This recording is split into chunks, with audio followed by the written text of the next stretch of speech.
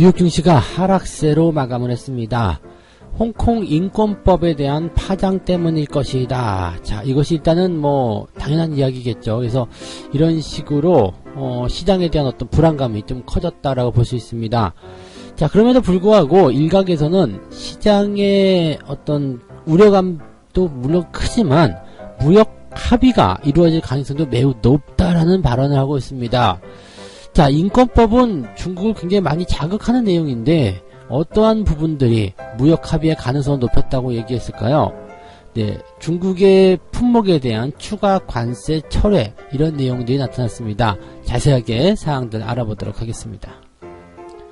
증권가에서는 내년도에 상반기에 또다시 금리 인하가 될 것이다 라고 얘기를 하고 있습니다. 한국은행이 내년도 성장률을 또 다시 전망치를 낮췄기 때문이다 라고 볼 수 있겠는데요. 자, 내년도 상반기에 다시 금리 인하가 이루어지는 내용들 어째서인지 한번 알아보도록 하겠습니다. 다음 달 중순에 드디어 도쿄에서 한일 국장급 대화가 이루어지게 됩니다. 그동안 냉각 상태였었던 한일 관계에서 조금 더 발전된 모습이 나타날 수 있을 것인지 기대감들이 생겨나고 있는데요. 자, 한일 국장급 대화의 내용 어떠한 것들이 있는지 알아보도록 하겠습니다. 네, 반갑습니다. 오늘은 11월 30일 토요일입니다. 11월의 마지막 날이죠. 11월의 마지막 날이고 일단 뭐 한 달을 좀 마무리한다라는 입장에서 본다라면 조금은 찝찝할 수도 있을 것 같아요. 네, 장이 조금 주저앉은 상태에서 애매하게 마무리가 됐죠. 이 모든 것이 이제 무역 분쟁 때문이다라고 이야기하시면 네, 딱 정답일 것이다라고 볼 수가 있을 것 같습니다. 뭐 다 또 잘 되어가고 있었던 부분이었단 말이에요. 잘 되어가고 있었는데 트럼프가 여기에 서명을 하게 되면서 홍콩 인권법에 서명을 하게 되면서 이제 모든 부분들이 또 다시 뒤집어지는 그런 형태로 가게 됐죠. 일단 홍콩의 인권 민주주의 법안에 대해서 서명을 하게 되면서 중국이 강력하게 여기에 대한 반발을 하고 나섰습니다.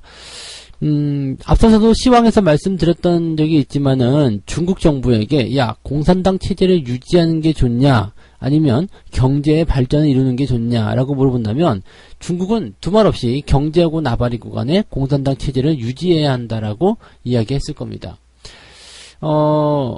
지금 미국이 홍콩 인권법에 대해서 서명을 지금 시간에, 지금 시점에서 이렇게 서명을 했다라는 것 자체는 이제 그런 중국 체제에 대한 그런 도전이다라고 볼 수 있거든요. 그래서 중국 입장에서는, 무역 협상이고 나발이고, 홍콩의 저러한 분리 독립, 홍콩의 저런 민주화, 공산당 체제의 어떤 붕괴를 가져올 수 있는 이러한 불안정한 행동들은 도저히 용납할 수 없다가 될 수 있는 내용이 되겠죠. 일단, 뭐, 휴장 시점에서 서명을 했었기 때문에, 그, 추수감사절 휴장이 끝나고 나서 주가가 당연히 하락할 것이다 라고 볼 수가 있겠습니다만, 이 홍콩 인권법에 대한 그 트럼프 대통령의 서명이 당장 큰 영향을 주지 않을 것이다 라는 분석도 조금씩 다시 한번 나타나고 있습니다. 물론 시장을 끌어내린 주요한 이유 중에 하나는 바로 이 홍콩 인권법에 대한 서명이 큰 영향을 미쳤을 것이다 볼 수 있겠는데 또 뒤집어서 생각해 보니까 중국이 굉장히 큰 발을 뭐라 그럴까요? 그 여기에 대한 그 발언들을 또 격하겠단 말이에요. 그냥 격앙된 발언 뭐 그런 어떤 그 반응들을 보였는데 간섭하지 말라. 네, 뭐 그런 얘기 보였지만 트럼프 대통령도 이것을 서명하는 시점에서 계속해서 중국이 이런 얘기를 했죠. 시진핑 주석과 나는 굉장히 친한 관계이다. 네, 우리는 시진핑 주석과 더 잘 되길 바란다. 뭐 등등의 여러 가지 이야기하면서 그냥 서명을 한 거예요. 중국 입장에서는 고민을 조금 했을 것 같아요. 지금 당장 저 서명을 한 그 부분 가지고 큰 문제가 되는 것인가? 네, 당장 문제되지 않는다라면 일단 조금 더 지켜보는 것은 어떨까? 뭐 등등의 그런 얘기를 했으리라 생각합니다. 그래서 실제적으로 이제 중국이 뭐라고 많이 하긴 했습니다만은 뭐 보복적인 조치를 취했다거나 또는 뭐 관세를 부과했다거나 무역 협상을 안 한다라고 이야기가 나왔다거나 이런 거 별로 없다는 얘기예요. 그래서 지금 이 무역 그 협상에 대한 부분들이 트럼프 대통령의 홍콩 인권법 서명에 어떤 영향을 받지 않을 것이다. 이런 전망이 지금 슬금슬금 나오고 있는 상태죠. 뭐, 거 봐라, 별말 없지 않느냐. 그런 얘기가 됐고, 여기에다가 지금 미국이 약간의 선물 비슷한 것을 좀 전달해 줍니다. 그게 뭐냐면, 32개의 중국산 품목에 대해서 관세를 면제해 줍니다. 네. 대단하죠? 네. 이 부분은 사실 중국이 가장 원하고 있었던 거 아니겠습니까? 근데 뭐 항목 자체가 그렇게 원하는지는 모르겠습니다만 진공청소기라든지 자전거, 그 다음에 뭐 접이식 의자, 야외용 테이블, 뭐 등등등 32개의 중국산 품목에 대해서 부과했었던 25%의 관세를 내년 8월 7일까지 면제한다라고 밝혔다고 합니다. 조금씩 풀어주는 거죠. 야, 이렇게 해줄 수 있어. 야, 이런 식으로 갈 수 있어. 너희들이 무역 협상에 합의를 하는 것이 일단 중요해. 라고 하나의 또 당근을 미국이 중국에 던져줬다라고 보시면 되겠습니다. 자, 이것은 이제 미국이 중국이 보여주는 일종의 노력이죠. 이제 관세 어떻게 할래? 자, 이렇게 해주고 있잖아. 철회를 해주고 있잖아. 또는 연기를 해주고 있잖아. 라는 부분이 되는 거죠. 그러니까 완전하게 뭐 뒤로 물러나서자 이게 아니라 관세를 어느 시점까지 면제를 해줄게. 일단 1차 협상에 합의를 하자라고 이 얘기를 해볼 수 있는 거죠. 그래서 지금 현재 내용들 좀 보게 되면은요, 미국 백악관 관리자는요, 미국과 중국의 이견 차이는 불과 몇 밀리미터에 불과하다. 굉장히 가깝게 다가왔다. 무역 협상에 대한 내용들이 곧 발표가 될 수 있을 것이다. 그 곧이라는 것이 이제 추수감사절 연휴가 끝나고 나서, 즉 12월이 들어서자마자 무역 합의에 대한 발표를 하게 될 것이다라고 얘기가 되어 있네요. 그래서 이런 식으로 이제 보도가 나오게 된다라면, 그렇다면 이제 이게 정말 잘 되고 있는가 보구나. 이런 식으로 얘기가 되고 있는 거죠. 물론 이제 관세 부과에 대한 내용들은 중국이 요구하는 것만큼의 어떤 내용들 다 끄집어내지 못했을 거예요. 그렇지만 지금처럼 이렇게 일부 품목에 대해서 면제에 대한 관세를 면제해 준다거나 또는 연기를 시켜준다거나 이런 식으로 하는 것은 중국 입장에서도 수용해 볼 만한 내용이 아니겠나. 미국도 그 나름대로의 어떤 조건적인 부분들을 꺼내놓지 않았나라고 판단이 좀 듭니다. 자, 그러면 일단 관세 부분을 약간은 후퇴시켜주는 쪽으로 미국이 조건을 달아주게 된다면 중국 입장에서는 뭐 다른 거 없이 그냥 미국의 농산물을 수입해주는 그런 조건들을 이제 승인하게 되면서 1차 협상이 순조롭게 잘 해결될 수 있다. 이렇게 우리가 분석을 해볼 수도 있을 것 같습니다. 뉴욕 증시가 불안정한 모습을 보이긴 했습니다만은 그래도 무역 협상에 대한 합의 가능성이 매우 높다라고 봐주셔야 되겠네요. 홍콩 인권법에 대해서 뭐 트럼프 대통령이 서명을 했다고 해서 당장 홍콩의 체제가 무너진다거나 그런 것은 아니기 때문에 중국 입장에서도 과민 반응 보일 필요는 없다. 이렇게 판단을 했을 수도 있겠다. 이런 정도 생각을 해보실 필요가 있겠습니다. 그 외적인 부분에서는 뭐 특이한 내용이 없습니다. 잘 알고 계시겠지만, 뭐 지금 현재 시장에서 가장 중요하고 가장 핵심적으로 이야기를 해봐야 되는 내용이 뭐냐면, 이 미중 무역 분쟁이기 때문에, 요 부분이 그냥 잘 유지가 되고 있고, 또 긍정적인 방향으로 흘러간다, 또는 부정적 방향으로 흘러간다, 그렇게 된다면, 거기에 맞춰서 시장의 어떤 상승과 하락이 결정되는 것이지, 뭐 요즘에는 이제 뭐 경제 지표가 들이밀다거나 또는 뭐 다른 뉴스가 나온다거나 그런 것들은 별로 없다라고 보시면 되겠습니다. 그래서 여전히 12월 달에도 미중 무역 분쟁에만 초점이 맞춰지는 그런 시장 상황이 될 것이다. 이렇게 생각을 하시면 될 것 같습니다. 자, 그 다음에 두 번째 이야기로 넘어가도록 하겠습니다. 두 번째 이야기는요. 내년도 금리 인하에 대한 이야기입니다. 내년에 금리 인하를 또 할 것이다 얘기가 나오네요. 근데 금리 인하를 또 하는데 왜 금리 인하를 또 한다라고 나왔느냐면 성장률 전망치를 또 낮췄다는 얘기거든요. 즉 경기 성장률이 계속 나쁘다라고 얘기를 하고 있습니다. 올해 경제 성장률, 그러니까 GDP의 성장률이 2.0으로 지금 한국은행이 전망을 했지만 내년도에는 2.3%대 뭐 이렇게 얘기를 하고 있다고 합니다. 근데 이제 문제는 뭐냐면 이제 지난번에는 올해 2.2%, 내년도에는 2.5% 이렇게 잡았었다는 이야기죠. 또 그거보다 더 앞서서 이야기했었던 부분에서 더 높은 포인트도 있었단 말이죠. 그러니까 이런 전망치들이 실질적으로 이제 계속 낮춰지고 있다는 거, 그리고 그 전망치를 뛰어넘지 못하는 경제 성장률이 나오고 있다는 거, 이런 부분들은 네, 아무래도 이제 경제적인 수준에서 부담이 될 수가 있겠죠. 그렇지만 소비자 물가 상승률은 경제 성장률보다도 더 가파른 속도로 좀 올라가고 있는 모습이 좀 있다라고 볼 수도 있습니다. 자, 이렇게 된다라면은 한국은행에서 물가를 잡기 위한 어떤 방법으로 지금 이 금리 인상을 좀 취해야지 되지 않겠습니까? 이 시장에 돈이 많아지면 더 그럴 텐데, 그럼에도 불구하고 경기가 안 좋다라는 쪽으로 일단 가고 있는 거죠. 물가 상승률이 굉장히 좀 강하게 성장률보다 더 빠른 속도로 올라가고 있습니다만은 그래도 1%대 물가 상승률을 보이고 있다는 얘기죠. 네, 1%대 물가 상승률이라면 그래도 낮은 상승률이기 때문에 이런 것들을 감안해 본다라면 경기를 일단 회복시키는 것이 우선적인 것이 아니겠는가, 이렇게 얘기가 되고 있습니다. 자, 이것을 보게 되면 금리 인하에 대한 효과를 지켜보자라고 계속적으로 이야기했었던 부분이었는데,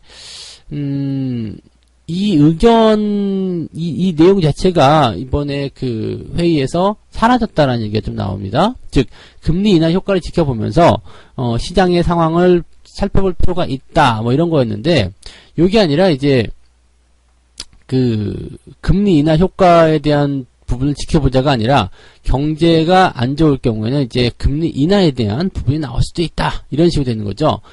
또한 이제 그 금통위를 열어가는 과정 속에서 이제 위원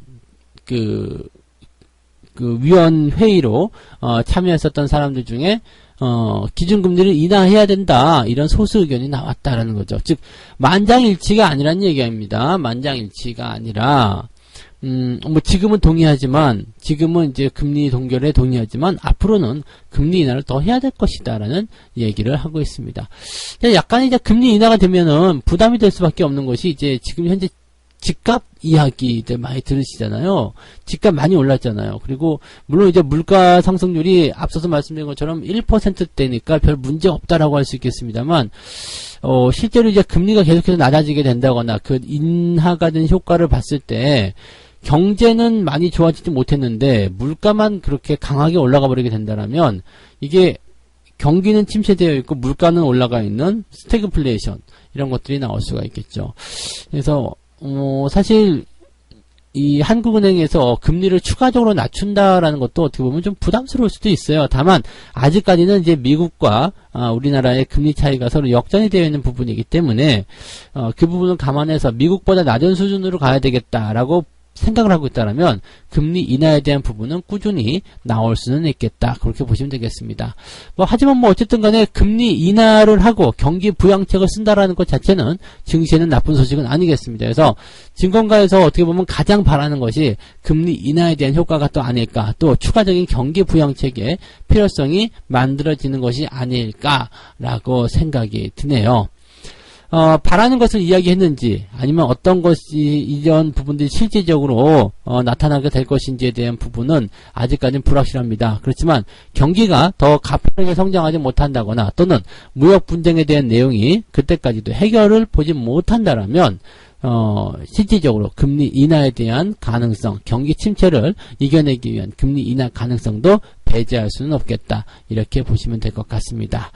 일단 내년도에는 내년이 시작하는 시점, 즉 12월, 지금 연말이기 때문에 연말이 끝나고 연초가 되는 시점에서는 이번 연도에는 별거 없었지만은 2020년도가 되면은 우리나라는 총선이 있고요. 미국은 트럼프 재선이 또 들어가 있잖아요. 그래서 요런 약간 정치적인 상황과 맞물려 가지고 시장을 좀 상승시키려는 그런 노력들이 나올 것이다라고 생각해 보는 것도 재미있지 않을까, 이런 판단도 해볼 수 있겠습니다. 참고하시면 좋겠고요. 네.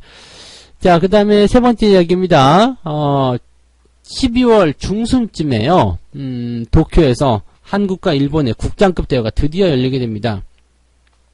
이번에 지소미아 종료에 대해서 일본은 큰 타격 없다, 뭐 별거 없다, 원칙을 고수한다라고 얘기했겠지만 실질적으로 이제 이 지소미아 종료라는 그 카드 자체가 어느 정도 효과는 거뒀다라고 볼 수 있을 것 같은 내용입니다. 일본의 어떤 그 자세가 조금 달라졌다 볼 수 있겠죠. 다시는 뭐 절대적으로 이런 표현이었죠. 절대적으로 뭐 대화 같은 거 없다. 우리는 방침을 변할 일이 없다. 등등의 얘기를 계속하고 있지만 그렇지만 한일 관계의 개선을 위해서 우리는 협의를 하기로 했다. 그래서 국장급 정책 대책 이 회의가 열리는 겁니다. 국장급이요. 뭐 그전에는 이제 만나자고 해도 만나주지도 않았고요. 뭐 그냥 의원들이 찾아가서 보는 것 자체도 문전박대를 당하고 그런 난리를 쳤는데 이제는 이제 실제 실무진의 대장격이죠. 이제 국장급 이런 대화가 들어간다는 것은 일본도 어느 정도 이 부분에 대해서는 이야기하고 싶다. 이제는 한국과의 관계를 좀 개선시켰으면 좋겠다라는 얘기가 나올 수 있는 거겠죠. 당연히 이제 뭐 지소미아 종료 때문은 아니다. 한일 관계의 어떤 회복이 어쩌고저쩌고 하면서 정치적인 이슈들을 많이 가져오게 될 겁니다. 근데 지금 이것을 그 수출입에 대한 부분들을 여전히 일본이 그냥 겉으로는 이렇게 되는 것, 즉 뭐라 그럴까요? 그 지소미아 종료 때문에 굴복하는 것은 아니다. 뭐 그런 얘기를 분명히 할 테고요. 그 다음에 강제징용공 문제에 대해서도 여전히 불만이 있다. 뭐 등등등 여러 가지 이야기가 있을 겁니다. 그렇지만 한일 관계 또는 이제 자국 내 어떤 관광 산업이라든지 기타 등등의 부분을 봤을 때 어느 정도의 그런 되돌림 현상, 되돌림을 해주는 것은 필요할 것이다라고 볼 수 있겠죠. 즉 수출 규제에 대한 부분들을 조금 더 완화하는 그런 정책으로 간다거나 또는 백색 국가에서 제외했었던 것을 다시 되돌려준다거나 뭐 이런 식의 뭐 이야기들을 하게 되지 않을까 생각하게 되는 거고요. 근데 한국 입장에서는 일단 또 뭐 강제징용공여 이런 것들 떠나서 일본의 이런 태도 변화가 있어야지만이 지소미아를 일단은 해줄 것이다 라고 되어 있죠. 지소미아 종료가 지금은 아무 때나 한국이 원하는 때, 그 어느 때라도 만약 내일이라도요 지소미아 종료해버릴래 그렇게 얘기가 나오면 지소미아가 종료되는 것으로 지금 조건부 연장이 되어 있는 거거든요. 그러니까 지금 칼자루를 쥐고 이제 들어가 있는 거죠. 너 지금 죽든가 아니면은 네, 해결을 한번 보자. 이런 식으로 지금 가고 있는 거라서, 뭐, 절대적으로는 이제 한국이 유리한 입장이다라고 볼 수는 있겠습니다. 근데, 지금 지소미아는 일본이 굉장히 필요한 내용이기도 하고요. 북한이 지금 저렇게 방사포 쏴대고, 이런 상황이면은 더없이 불안한 모습이 나타날 수도 있겠죠. 그렇지만 이제 겉으로는 이제 이 강제징용공에 대한 문제라든지 이런 것들이 쉽게 해결되지 못할 겁니다. 일본이 또 그런 것들을 요구하고 나올 건데 이런 것들을 어떻게 받아들일 것인지는 이제 숙제로 남아있겠죠. 다만 이렇게 회의를 한다라는 것 자체는 상당히 긍정적인 부분이 있다고 보시면 되겠습니다. 그래서 시장을 전체적으로 봤을 때 미중 무역 협상이 이제 해결이 되는 부분으로 가게 되고요. 또 한일 관계가 좀 부담스러웠는데 이 부분도 해결이 되는 부분으로 가고요. 근데 지금 북한이 계속 좀 도발하는 형태의 모습을 보여주고 있지만 미국의 심기를 크게 건드리지 않는 그 범위 안에서만 하고 있다는 얘기예요. 그러니까 통상적인 국가가 할 수 있는 그러한 어떤 군사행동 그렇게만 보여지고 있단 말이죠. 이것은 뭐냐면 이제 북미 회담에 대한 어떤 그 메시지라고 봐야 되겠죠. 우리도 대화하고 싶다, 우리도 잘해보고 싶다 이런 식의 얘기라고 보셔야 되기 때문에 오히려 이렇게 그 북한이 그 도발하는 부분들은 한일 간의 어떤 지소미아의 중요성을 일깨워주는 중요한 계기가 되기도 했겠고요. 또 한 가지는 북미 대화가 곧 이루어질 수 있겠다. 물론 미중 무역 협상이 이루어지고 난 이후가 되겠습니다만 북미 대화가 이루어질 수 있겠다라는 기대감을 또 가져갈 수 있게 하는 거거든요. 그러다 보니까 이제 지금 단순하게 이 도쿄에서 열리는 다음 달에 있을 한일 국장급 이 회의에 대한 부분들이 단순하게 그냥 요거 하나만의 기대감이 있는 것이 아니라 그냥 한국이 가지고 있는 이 지리적인 어떤 불안정감 이런 것들을 그냥 뭐 해결시켜 줄 수 있는 그런 어떤 하나의 퍼즐 역할을 좀 하고 있는 거죠. 그래서 지금 현재 일어나는 이런 한일 관계 개선 자체는요, 코리아 디스카운트 또는 지금 연속적으로 진행되고 있는 외국인들의 어떤 셀코리아 우리나라를 매도하고 있는 그런 모습들의 좀 그런 연속성을 끊어버릴 수 있는 그런 어떤 중요한 재료가 될 수 있겠다라고 볼 수 있겠습니다. 그래서 이 내용은 좀 좋은 소식으로 우리가 해석을 해볼 수 있을 것 같네요. 자, 그러면 이제 오늘 한 이야기들을 정리를 해보도록 하겠습니다. 뉴욕 증시는 소폭 하락세, 뭐 소폭이라고 봐야 되겠죠? 네, 소폭 하락세를 좀 보였는데 내용은 이제 홍콩 인권법에 대한 파장이죠. 그 홍콩 인권법을 서명한 트럼프의 어떤 행동들에 시장이 우려감을 보였다라고 보시면 될 것 같고요. 그렇지만 그럼에도 불구하고 무역 합의를 양국이 모두 원하고 있기 때문에 합의에 대한 가능성은 높아졌다. 그 근거로 몇몇 중국산 품목에 대해서 관세를 면제해주는 방안을 미국이 제시했다. 뭐 그런 것들이 이제 발표가 되면서 중국도 좀 누그러지지 않겠는가라고 되어 있고요. 홍콩 인권법에 대해서 강하게 반발하긴 했지만 보복 조치를 취하지 않았다는 것도 무역과 홍콩을 분리하려는 움직임이 아니냐 이렇게 분석이 되고 있다고 보시면 되겠네요. 네. 자, 그 다음에 이제 증권가에서는 내년도 상반기에 금리 인하에 대한 가능성을 보여주고 있다라고 되어 있는데요. 뭐 경제 성장률이 나쁘기 때문이다. 그 다음에 물가 상승률이 높기는 하더라도 1%대이기 때문에 별 문제 없다라고 일단 얘기를 하고 있는 내용입니다. 다만 이제 조금만 잘못했다가는요, 지금 집값이 굉장히 높이 올라가 있는 상태이기 때문에 금리 인하를 통해서 시장에 돈이 풀리게 됐을 경우 경기 침체는 그대로이고 물가는 올라가고 또 집값이 뛰고 뭐 이런 식으로 나오게 된다면 부담스러운 상황이 일어날 수가 있다라고 보셔야 되겠죠. 또 하지만 이제 이런 경제 정책에 대한 부분들이 나오게 되는 것은 시장에 나쁜 소식은 아니다. 내년에는 이제 우리나라 총선도 있고 미국의 재선도 있고 하다 보니까 지수를 올리려는 정부 부처 간의 움직임들은 계속 나올 수 있다 정도로 해석하시면 되겠습니다. 자, 그 다음에 세 번째로 전해드렸던 것이 이제 다음 달 중순에 도쿄에서 한일 국장급 대화가 이루어진다. 드디어 이제 한일 관계가 냉각 속에서 조금 이제 해소되려는 움직임으로 가고 있다. 이 부분은 굉장히 큰 의미를 가지고 있다는 것이 이제 미중 무역 협상을 통해서 지리적인 어떤 위협을 이제 제거하게 된 상태에서 한일 관계의 개선을 통해서 다시 한번 또 한국에 대한 그 기대감이 높여질 수 있는 상황이 됐고요. 북미 관계에 대해서도 긍정적인 포인트들을 이야기해 볼 수 있었기 때문에 한국에 대한 어떤 부정적인 시각이나 코리아 디스카운트를 해소할 수 있는 좋은 기회가 될 수 있다라고 말씀을 좀 드렸습니다. 자, 가만히 보니까 홍콩 인권법에 대한 부분들이 부담스러워서 문제가 됐다라고 하지만 그것을 지금 당장 큰 문제로 해석할 필요가 없기 때문에 이것도 악재라고 볼 수 없다라고 얘기를 해드리는 거고요. 자, 그렇다라면 지금 시장에는 사실 나쁜 소식은 없다. 당장은 조금 불안정하지만 조만간 다가올 미래에서는 긍정적인 소식들이 훨씬 더 많이 있다 정도로 생각하시면 되겠네요. 시장은 긍정적으로 바라보셔도 좋을 것 같습니다. 네. 자, 책 한 꼭지 읽고 마무리하도록 하겠습니다. 주식을 보유하고 있는 한 여전히 상승할 가능성이 있고 최소한 원금을 회복할 수 있다는 희망을 갖게 된다.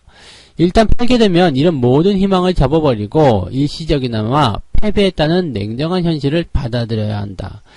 이것 때문에 많은 사람들이 손절을 못하는 겁니다. 가만 놔두면 언젠간 되겠지, 어떻게든 되겠지라는 이야기를 많이 하는데 뭐 본전은 찾을 수 있겠지 이런 생각들 많이 하시는데요. 이러한 부분들이 사실은 사람들을 빠른 리스크 관리, 제대로 된 리스크 관리에서 벗어나지 못하게 하는, 즉 리스크 관리를 하지 못하게 하는 그런 방해의 요건이다라고 보시면 되겠습니다. 계속해서 하락하는 종목, 즉 시세의 이치를 알면서도 이 종목은 더 빠질 것이라 생각하는 종목임에도 불구하고 계속해서 붙잡고 늘어지려고 하는 그런 그런 어떤 결론을 내리시는 분들,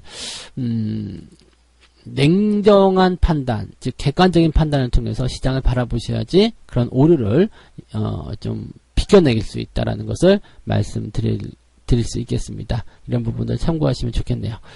자, 좋습니다. 오늘은 여기까지 이야기해 드릴게요. 네, 저는 다음 시간에 다시 오도록 하겠고요. 여러분들 이번 주말도 편안하게 보내시고요. 우리가 이제 12월에 만나야 되겠죠? 네, 12월에 다시 만나요. 네, 고맙습니다.